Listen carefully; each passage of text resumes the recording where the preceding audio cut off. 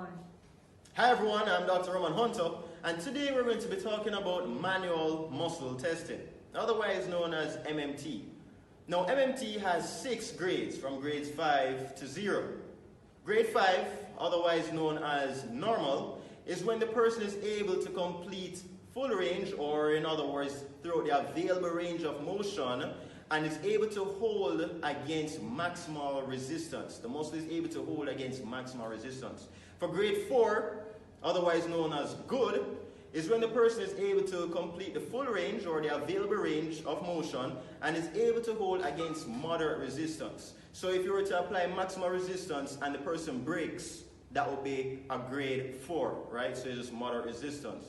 For grade 3, otherwise known as poor, or fear rather, my apologies, is when the person is able to complete full range without manual resistance. So they're able to complete full range or go through the available range or go to any range just against gravity, in a gravity maximized position. All right. For grade 2, otherwise known as poor, is when the person is able to complete partial range.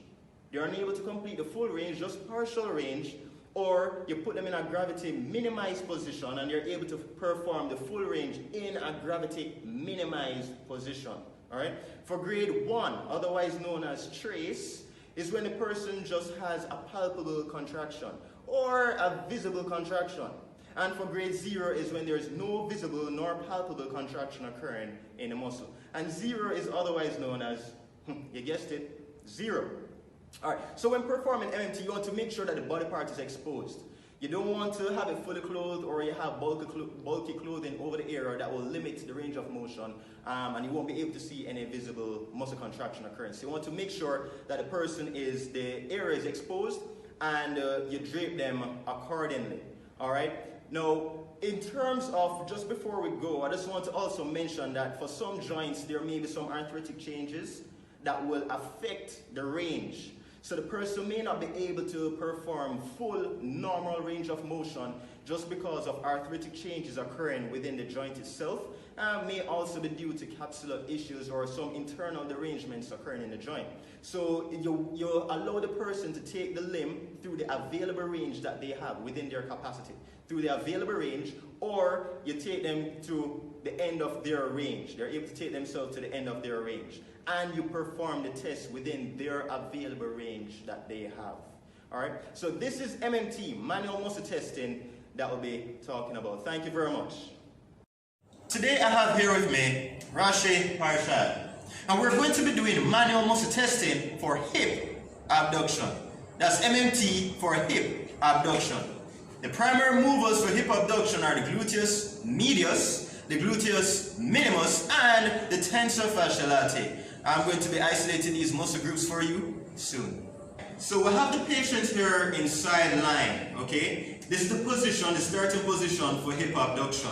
And the therapist is standing behind the patient at the level of the waist.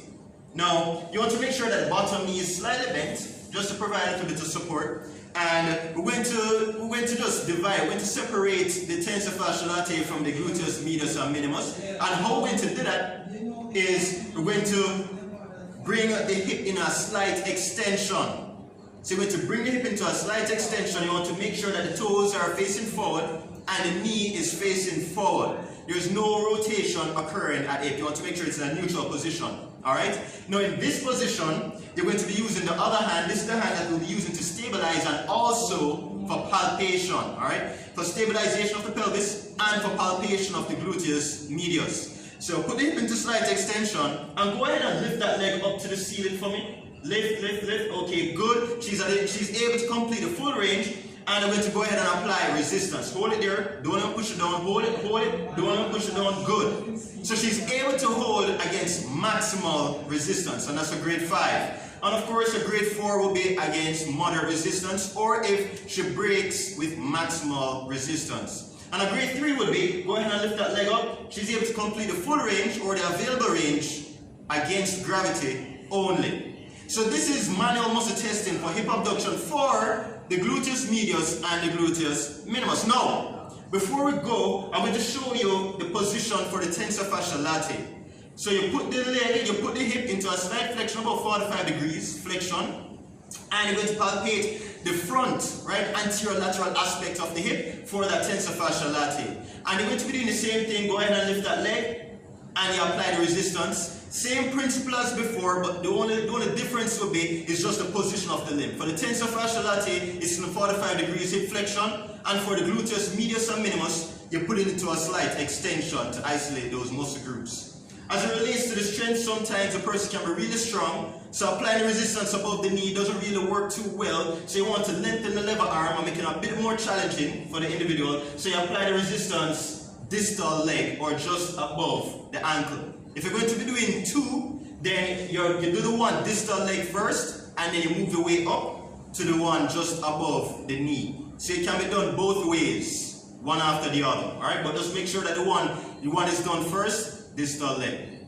This is MMT, hip abduction, for grades 5 to 3. We'll have the patient in supine line. We'll be doing MMT grade 2 to 0 for hip abduction. Now, the position of the therapist will be in the same position as before we had done from grades 5 to 4. Alright? Now, as it relates to the limb that will be tested, you want to make sure that it is away from the therapist or away from the examiner so as not to obscure or block the movement. So we'll be doing this leg. This is the testing leg. You're going to support the leg by the distal leg or by the level of the malleoli. And you're going to go ahead and palpate there for the gluteus medius, alright? The gluteus medius, you want to make sure that you find it just above the trochanter. So you're going to move the leg, ask the patient to rotate the leg in and out. You feel the trochanter moving there, and it's just above the trochanter, the greater trochanter. And there you'll find the gluteus medius. Keep your fingers there, and ask the patient, go ahead and swing the leg out for me, out to the side. Alright, good. So this is grade 2 in a gravity minimized position for hip abduction, alright? As it relates to grade 1 and grade 0, grade 1 is just go ahead and try and move the leg. The patient is unable to complete the movement, but it can still palpate the contractile activity going on there in the muscle.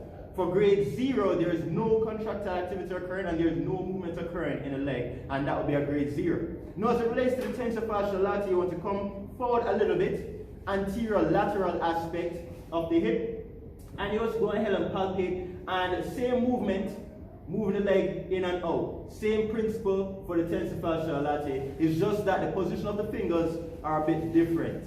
Alright? So this is MMT hip abduction.